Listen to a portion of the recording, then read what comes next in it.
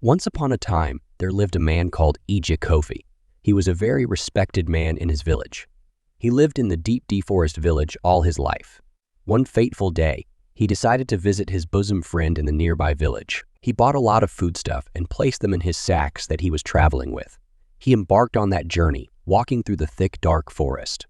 He got tired and decided to sleep. Unfortunately for him, somebody has committed a murder in the village. He was going to visit his friend. The young man was being chased after by a mob of people. This young man had beheaded the princess of the land, and he was holding the head.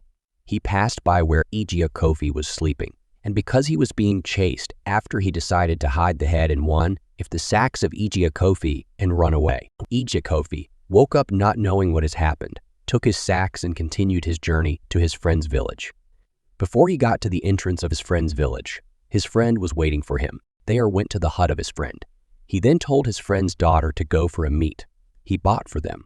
The daughter opened the sack and saw the head of the princess in it. She ran to his father and whispered to him about what she has seen. The father was shocked and reported to the king of the land.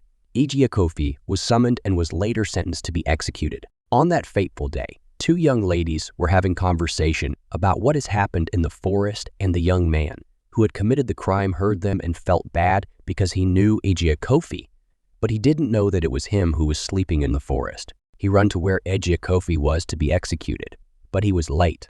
When he got there, people were rejoicing because Ija Kofi has been executed.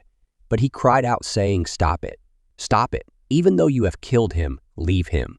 He was not the killer, but I was the killer. I killed the princess." At that moment, everybody was quiet and shocked. The chief began to cry, and then his friend also started crying. Everybody started crying, and they started saying, "We have killed an innocent man. This is life." There are some people who are wrongly judged for something they didn't do. There is someone in the prison now because of incident like this, because he or she didn't have a witness or a